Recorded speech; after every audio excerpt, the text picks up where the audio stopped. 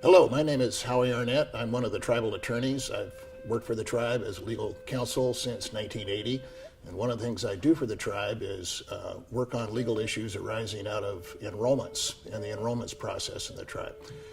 Today I've been asked to discuss the concept of a baseline census year and what that means in terms of the tribe's enrollment process. There's a baseline change that was been proposed, and it may be subject to a tribal referendum. And so my job is to try and explain what the baseline year means in terms of enrollments and the census year.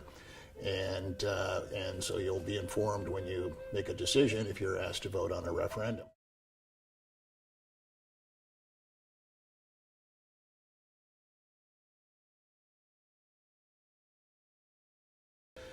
In explaining the baseline census year concept, I'm going to go through the development of the enrollment requirements beginning with the tribal constitution. The requirements for automatic enrollment in the Warm Springs tribe are set out in the 1938 Constitution. The 1938 Constitution has several requirements for eligibility for automatic enrollment. And one of them is a blood quantum requirement. And the baseline census relates to that blood quantum requirement, and that's what I'm going to be talking about. In the 1938 Constitution, the blood quantum requirement is an application for enrollment cannot be improved unless the applicant is 1/4 Indian blood.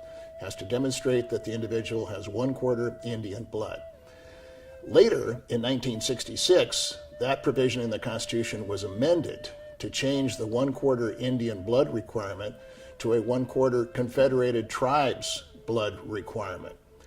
So from 1966 on, applicants for admission had to prove that they had 1/4 Confederated Tribes blood, not Indian blood. So if they had an ancestor who was from another tribe, that blood wouldn't count. It would only be a parent or another ancestor who was a member of the Warm Springs tribe whose blood would count in determining whether the applicant met the 1/4 Confederated Tribes blood requirement.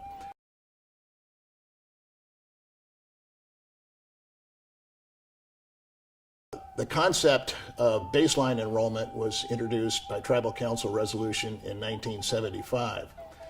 The Tribal Council decided in determining how to determine if a person meets the 1/4 Confederated Tribes blood quantum requirement, they would establish a baseline census year. And all of the tribal members on the census of a particular year would be considered to have Confederated Tribes blood if they had any Indian blood. All of their Indian blood would be considered Confederated Tribes blood. For those people who were on the 1940 census, that was the year picked by Tribal Council as the baseline census for determining enrollment and blood quantum in the 1975 resolution. As everybody knows, lots of tribal members have many tribes in their background. The concept of intermarriage among tribes, intertribal marriage is very common. So many people have the blood of several tribes in addition to Confederated Tribes blood in their bloodlines. So the council said, starting with the 1940 census, all applications for enrollment will determine the Confederated Tribes blood quantum by relating back to the parents, the grandparents, and so on, whose names appear on the 1940 census. And then looking at the 1940 census to determine how much Confederated Tribes and other Indian blood that person has. And all of their Indian blood would be considered Confederated Tribes blood.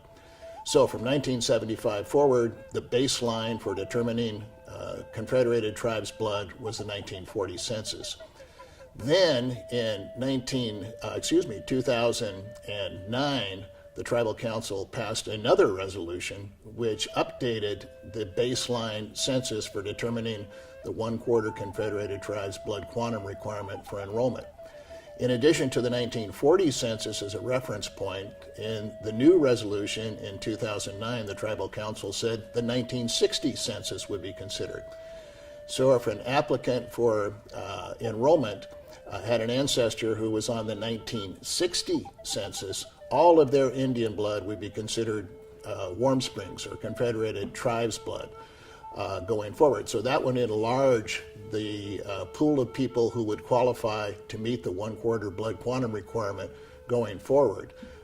So for example, if you were a tribal member seeking enrollment prior to 1960 and your parent or your grandparent was on the 1940 census, and that parent was married to a spouse from another reservation, or had parents who were from not only Warm Springs but other tribes, all of their Indian blood would count as Confederated tribes blood. Then, if you had parents who were born before 1960 but after 1940, all of their Indian blood would be counted as Confederated tribes blood. So that would enlarge the pool of people who would become eligible for enrollment based on meeting the 1/4 blood quantum requirement. Most recently, in 2016, the Tribal Council considered a resolution and acted on the resolution to add beyond the 1960 baseline a new baseline of the 1980 census, so that from going forward, all tribal members whose names appear on the 1980 census, all of their Indian blood would be considered Confederated tribes blood, and their descendants who would apply for membership can count all of that blood in their applications to determine if they meet the 1/4 blood quantum requirement.